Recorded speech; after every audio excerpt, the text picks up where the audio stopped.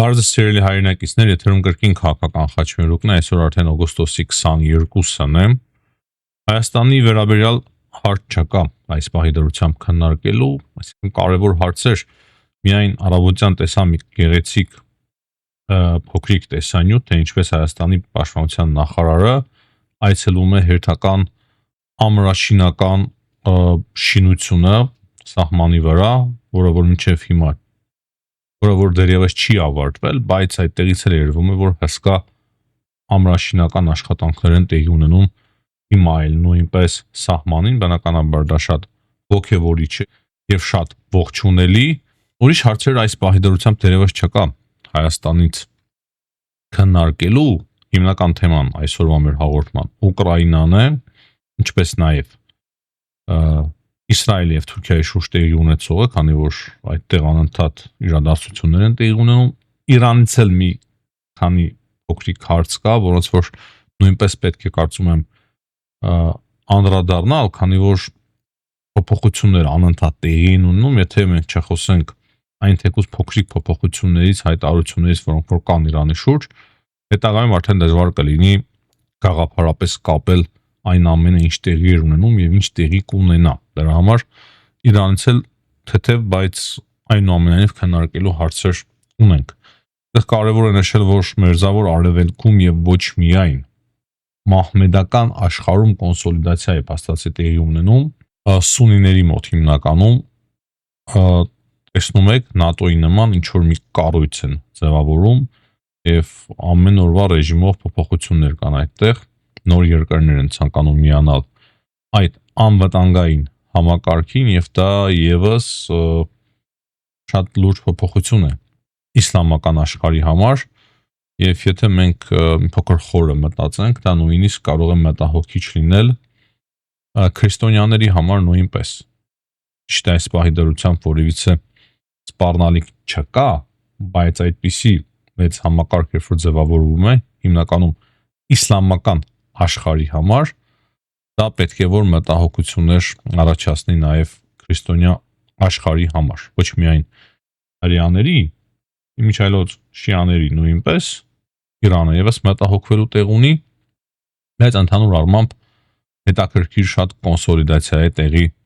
ունենում եւ մենք կարծես թե ահաբեկչական փուլից, որը որ համատարած ընդգրկում էր գտել բազմաթիվ իսլամական երկրներում, նաև խոսք կար, որ չէ Թուրքիան նույնպես աջակցում է ահաբեկիչներին։ Այսինքն այսօր եղան այդպիսի հայտարարություններ Իսրայելից, մի խոսքով ահաբեկչական դրսևորումները, որոնք որ եղան վերջին հիմնականում 20 տարիների ընթացքում, չէ,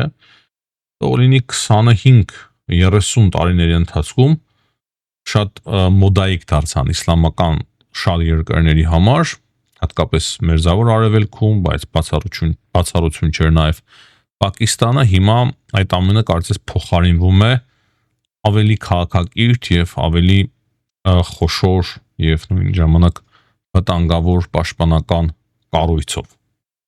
Այս մասին նույնպես անպայման կխոսենք, բայց սկսենք Ուկրաինայից։ Անպայման լայքեք սիրելի հայրենակիցներ, եթե իհարկե ձեզ դժվար չէ, բաժանորդագրվեք, դա եւս կարևոր է ոչ միայն մեզ համար, այլ նաեւ ձեզ համար, որովհետեւ եթե չեք բաժանորդագրվում, ինչպես արդեն երեք նշեցի, դուք բաց եք թողնում մեր հաղորդումները։ Տեսա, որ արձագանք եղավ, բազմաթիվ բաժանորդագրումներ ունեցանք, երեկվա հաղորդման ընթացքում բնականաբար ողջունելի է եւ դա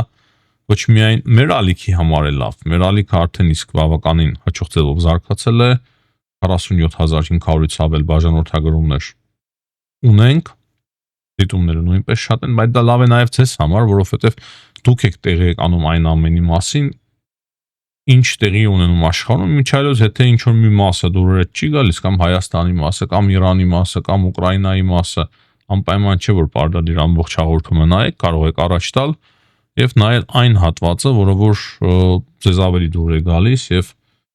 գաղափարապես ձեզ ավելի մոտ է ու հարազատ։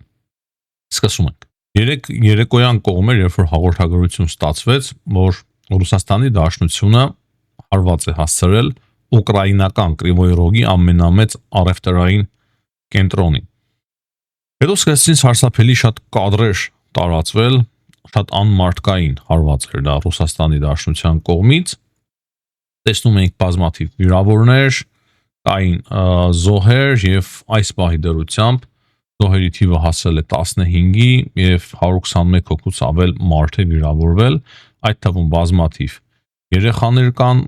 զոհվածների մեջ, ինչպես նաեւ վիրավորվածների մեջ, վիրավորվել է 22 երեխա, այդ թվում 5 երեխա բավականին ծանր վիճակում է գտնվում Ռուսաստանի տվյալ անմարդկային հարձակման հետևանքով։ Իհարկե չի կարելի արդարացնել որևիցե հարձակում, երբ որ մարդիկ են զոհվում նաև ուկրաինական կողմեր, որ հարվածներ է հասցնում, բայց այստեղ կարևոր է մեկ հստակ հարցանագրում, որ երբ որ Ուկրաինան է հարված հասցնում Ռուսաստանի Դաշնությանը, լինում են մարդկային զոհեր, իհարկե լինում են, բայց անգամներով պակաս է։ Ես երբեք, լավ, չասենք երբեք, բայց հաճախ չէ որ տեսնում եմ, որ 15-ից ավել զոհ է տեղի ունենում ուկրաինական հարվածների պատճառով եւ 121-ից ավել վիրավոր, ընդհանրապես ես չեմ էլ տեսել, որ նման քանակով վիրավորներ լինեն ուկրաինական դրոնների կամ հրթիռների հարվածի հետևանքով։ Առավելագույնը հիշում եմ 6-7 զոհ ռուսական կողմից, դա էլ Ուկրաինան միանշանակ չէր ցանկանում, որ այդ զոհերը լինեն, քանի որ հիմնական հարվածները հասցվում են այնպիսի օբյեկտների, որտեղ որ մարդիկ համեմատ ավելի քիչ են։ Իսկ Ռուսաստանի Դաշնությունը Կրիվոյ Ռոգում հարված է հասել կոնկրետ ամենամեծ առևտրային կենտրոնին, որտեղ որ բազմաթիվ մարդիկ են եղել առևտուր անելիս։ Եվ Զելենսկին բնականաբար պետք է շատ կոշտ եւ խիստ որակավորում տար եւ դա որակավորել է որպես ահաբեկչական գործողություն, ընդհանուն վայել անմարդկային ահաբեկչական գործողություն։ Նույնիսկ ավելի կոշտ որակավորումներ է արել, դեռ որ է թարգմանել դա։ Ես հիմա ռուսերենով եմ նայում, թե ինչ է ասել Զելենսկին եւ ասել է անպայման մենք կպատասխանենք Ռուսաստանի Դաշնությանը։ Այսօր արդեն ուկրաինական դրոնները սկսել են կարծես պատասխան գործողությունը, բայց չեմ կարծում, որ դա լիարժեք պատասխան գործողություն է, չնայած որ առաջին հարվածը ստացել է Օզոնը։ Սամարայի շրջանում գործող Զապաևսկ քաղաքի Օզոնի լոգիստիկ կենտրոնին է հարվածել Ուկրաինան եւ Օզոնի լոգիստիկ կենտրոնի այրվելու կադրերը նույնպես մենք տեսել ենք, որը որ տարածվել է համացանցում, որը որ տարածվել է Տելեգրամյան ալիքներում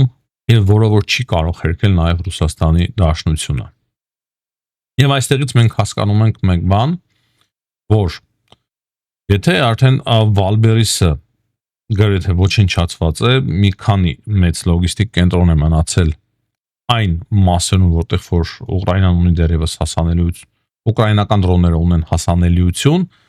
ապա արդեն անցնում է երկրորդ մեծ marketplace-ին, Օզոնին եւ Օզոնի վրա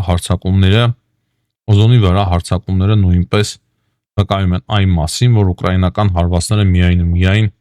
ավելի են սաստկանալու։ Դրանից բացի, կարծում եմ պատասխան գործողությունների մաս է կազմել այն, որ հարձակում է տեղի ունեցել Ղրիմի վրա, բավականին լուրջ հարձակում է տեղի ունեցել էլեկտրական ցանցերի վրա Ղրիմի, ինչի պատճառով Ղրիմում հիմնականում լույս չկա, այսինքն էլեկտրականությունը բացակայում է, հոսանքազրկվել է ամբողջ Ղրիմը եւ ռուսները նույնպես հաստատում են, որ իրենք խնդիր ունեն Ղրիմում։ Սա է հիմնականում Ուկրաինայի եւ Ռուսաստանի շուրջ, ինչ մեզ հայտնի է, կրկնեմ, երեկվա հարվածը շատ անմարդկային հարված էր, իրոք սարսափելի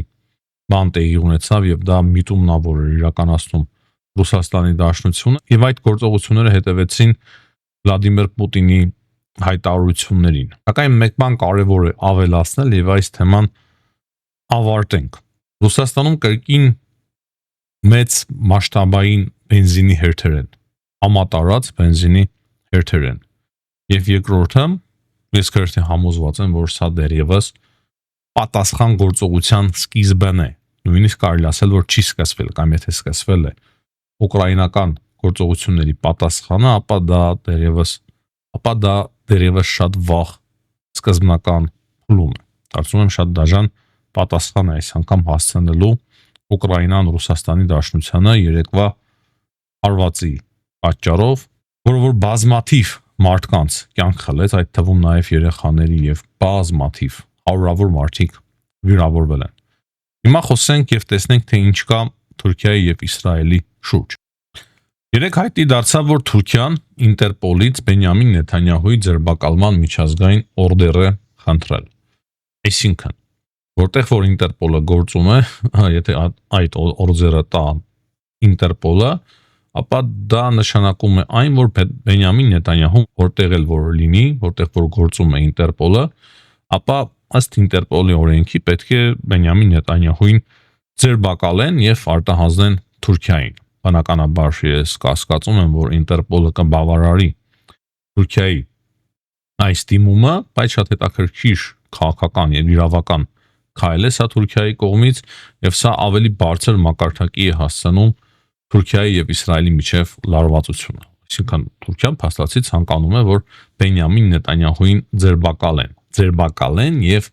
արտահանեն Թուրքիային։ Թուրքիայի արդարադատության նախարարությունն է դիմել այդ խնդրանքով կամ պահանջով ավելի ճիշտ Ինտերպոլին։ Եվ նրանք պարզաբանում են, որ դա կապված է միջազգային սումուտ նավատորմի ակտիվիստների դեմ կատարված հանցագործությունների հետ։ Թուրքիան մի քանի անգամ նավատորմ էր ուղարկում դեպի Իսրայել, Պաղեստինի ժողովրդին օգնելու համար, Իսրայելի կողմից բլոկադան հանելու, վերացնելու համար Գազայի նկատմամբ եւ դրա հետ է կապված այդ Ինտերպոլի դիմումը։ Ի պատասխան թուրքերի գործողությունների Բենյամին Նեթանյահուի գրասենյակը մեղադրել է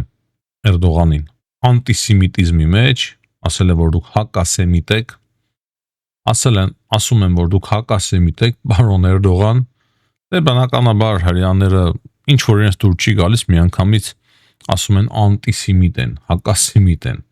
Դա է իրենց աշխատանքի ձևը եւ ոճը։ Այստեղ կրկին մեկ անգամ նշեմ, որ թուրքերին եմ արդարացնում, ոչ հрьяաներին, բայց ուղղակի արձանագրում ենք փաստը, որ եթե ինչ որ մի բան իրենց դուրը չի գալիս, միանգամից ասում են դուք հակասեմիտ եք։ Նրանց բացի Էրդողանին նրանք մեղադրել են Համասին աջակցելու մեջ տերորիստական խմբավորմանը, Կիպրոսի գրավման մեջ, ասում են կես Կիպրոսը դուք օկուպացիայի տակ եք պահում, դրանից բացի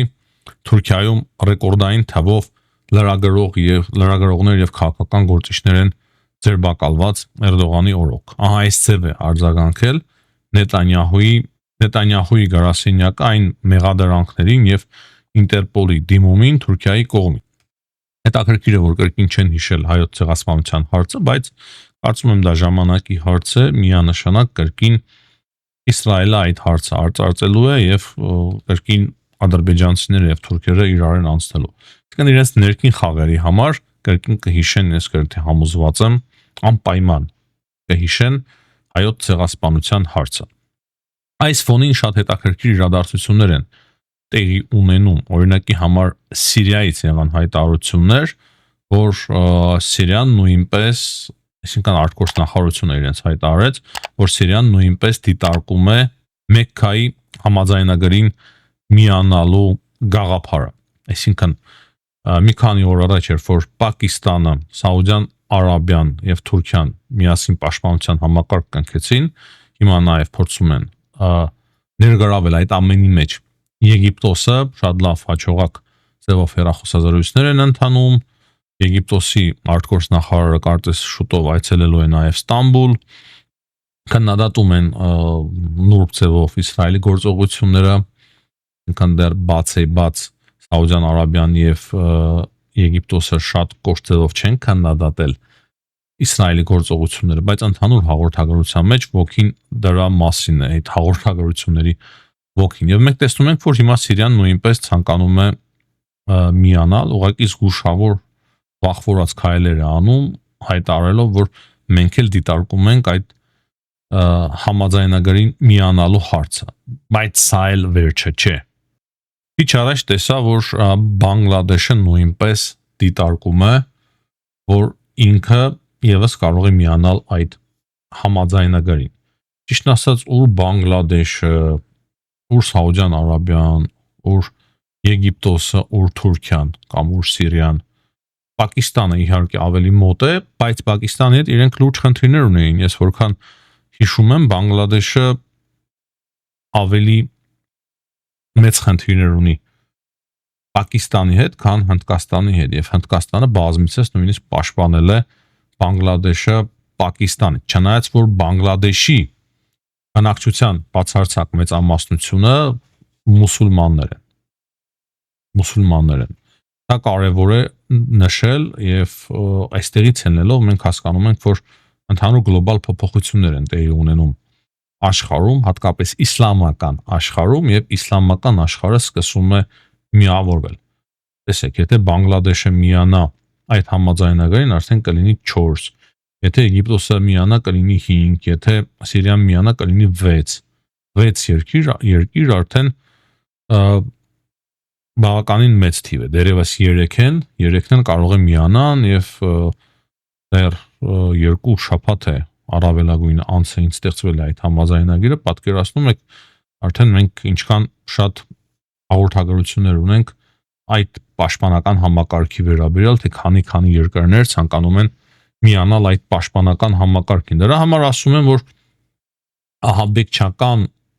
դարաշրջանը կարող է ավարտին մոտենալ իսլամական աշխարհի մեջ։ Հիմնականում իսլամական աշխարհի մեջ էր ակտիվ ահաբեկչական դրսևորումները այնտեղ էին ակտիվ եւ հիմա ընդհանուր ավելի ցիվիլ պետությունների մակարդակով ձևավորվում է պաշտպանական համակարգ, որը որ դերևս կարծես ուղղված է հիմնականում Իսրայելի դեմ, քանի որ Թուրքիայի նպատակը դա է, Թուրքիայի, Սիրիայի, Եգիպտոսի եւ Սաուդյան Արաբիայի նույնպես, ինչու՞ չէ նաեւ Պակիստանի, բայց Բանգլադեշը, որ միանում է, եթե միանա, եթե ընդունեն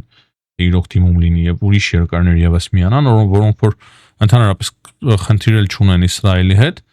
դա արդեն շատ հետաքրքիր նշանակություն կունենա նաեւ կարծում եմ քրիստոնյա աշխարհի համար նույնպես։ Եվ ահա նոր տեսա մի հետաքրքիր հաղորդագրություն եւս, որը որ լրացնում է փաստացի այն, ինչի մասին մենք խոսում էինք։ Թուրքիայի արտգործնախարարությունը եւ եւս 7 իսլամական երկրներ դատապարտել են Իսրայելի գործողությունները եւ այդ երկրներն են, դե Թուրքիան արդեն նշեցի, Եգիպտոսը, Ինդոնեզիան ամենամեծ մահմեդական բնակչություն ունեցող երկիրն էր, կարծես կրկին այդպիսին էլ կա, Հորդանանը, Պակիստանը, Քաթարը, Սաուդյան Արաբիան, Միացյալ Արաբական Էմիրությունները։ Այս բոլորը դատապարտել են Իսրայելի գործողությունները, կներեք ոչ թե Սիրիայում, այլ Պաղեստինում, քանի որ նոր Իսրայելի կողմից կառուցվող նոր բնակավայրերի շինարարության օկուպացված տարածքներում։ Դե իրենք այդպես են ասում, որ Պաղեստինի հողերը օկուպացված են եւ ինչ անում է Իսրայելը անօրինական է, քանի որ այնտեղ բնակավայրեր է կառուցում իսրայելցիների համար։ Բայց տարբերությունը շատ մեծ չէ, իրենք դատապարտել են Սիրիայի դեմ գործողությունները, թե Գազայի, քանի որ Գազայի հարցը ավելի միջազգային մեծ արծարծում է ստացել տասնամյակներով, դրա համար այստեղ ավելի հեշտ են միանում տվյալ երկրները, քանի որ սա ծեծված ճանապարհ է, արաբ ազգ է, պաղեստինցիներին համարում են տուժված ժողովուրդ եւ այլն եւ այդպես շարունակ։ Բայց դա կարևոր է նաեւ նշել, որ Եվրամիությունը նույնպես դատապարտում է Իսրայելի տվյալ գործողությունները։ Կարծում եմ ամեն ինչ պարզից պարզ է, թե ուր է շարժվում իսլամական աշխարհը, ընդհանուր միավորվում են եւ ուր է շարժվում ընդհանուր առմամբ նաեւ մերձավոր արևելքը եւ որն է նաեւ Իսրայելի գործողությունը, որոնքին Իսրայելի գործողությունները եւ նրա տրամաբանությունը իրականում բավականին վտանգավոր տրամաբանություն է եւ վտանգավոր ճանապարհ է ընտրել Իսրայելը։ Իրենք կարծում են, թե կանխարգելիչ գործողություններ են իրականացնում, սակայն բավականին բարդ է կարծում եմ իրենց համար, ժամանակը ցույց կտա, թե որքանով Իսրայելը կհաջողի այս գործողությունների մեջ։ Ուղղակի պատկերը շատ հստակ է ինձ համար, եթե վաղը գլոբալ կոնֆլիկտ առաջանա Իսրայելի հետ, Թրամփը դժվար թե շատ երկար նախագահ լինի, հիմա հակասություններ ունի Իսրայելի հետ, կարծես ամեն դեպս այդպես են ցույց տալիս, նույնիսկ Թուրքիայի քաղաքականությանն է աջակցում եւ ոչ թե Իսրայելի, եւ իրենց դեսպանը, որ ունեն Թուրքիայում շատ ակտիվ հայտարարություններով է ցիրում հանդես գալ Բարաքը, դա եւս շատ խորը կապվածություն ունի թուրքերի հետ, բիզնես առումով նույնպես բիզնես կապեր կան, դրա համար շատ ավելի պրո-թուրքական դրսևորումներ ունի եւ հաշվի առնելով նաեւ այն, որ ինքը մոտ է բավականին Թրամփի հետ, մի խոսքով այսպեսի խառն է իրավիճակը Մերձավոր Արևելքում եւ Թուրքիայի շուրջ եւ Իսրայելի շուրջ նույնպես։ Իսկ ինչ կա Իրանի շուրջ։ Թրամփը այսօր հայտարարել է, որ միայն տնտեսական սահմանափակումներով, շրջափակումներով դժվար թե սահմանափակվի եւ կարող է նույնիսկ ռազմական գործողությունների դիմի, այսինքն հաճախ հարվածներ հասցնել են Իրանին, նոր ավիակիրն է մոտեցել հասել տեղ Մերձավոր Արևելքինը, հեռացել է։ Մի խոսքով սա եւս այն է, ինչի մասին ես բազմիցս խոսել եմ, ռազմական գործողությունները Իրանի դեմ չեն ավարտվել, չնայած որ Իրանից հայտարարում են, որ իրենք ավելի շատ զենք են կարողանում ավարտել, հա կարողանում արտադրել, իրենք հիմա շատ ավելի լավ, հարմար վիճակում են, քան նախկինում իրենք հաղթանակ են տարել այս պատերազմում, դե հայտարարում են նման հայտարարություններով հանդես են գալիս Փեժեշկյանը, բայց երեք խոստովանեց մեկ կարևոր բան, ինչը պետք է մենք նշենք անպայման, որ քանի որ իրենք իբր հիմա հաղթանակ են տարել, սա ամենալավ պահն է, որ խաղաղություն կնքվի եւ այս պատերազմը ավարտվի։ Ասում է, քանի մենք այսպիսի լավ դիրքերում ենք, մեզ համար ձեռնտու է, որ մենք շատ արագ ավարտին հասնենք այս կոնֆլիկտը։ Այսինքն, այստեղից ինձ համար շատ բարձ մեկ բան է երևում, Միացյալ Նահանգների հետ դա իրենց համար շատ ավելի լավ է։ Եթե հիմա շատ արագ փորձեն պայմանավորվել Միացյալ Նահանգների հետ։ Վաղը իրենց համար դա ավելի արդեն վատ է լինելու, այսինքն ավելի մեծ զիջումների են ստիպված գնալու իրանցիները, քանի որ օրեցօր թուլանում է իրենց տնտեսությունը եւ տնտեսության հետ մեկտեղ թուլանում է նաեւ իրենց դիրքերը։ Ռազմական տեսանկյունից նույնպես ես համոզված եմ, որ իրենց վիճակը այնպես չէ, ինչպես իրենք ներկայացնում են, այդ կանելը լավ չէ։ Հիմնականում ահա այսքանը սիրելի հայրենակիցներ, հաջողություն եմ մաղթում բոլորին, ցտեսություն, հանդիպենք։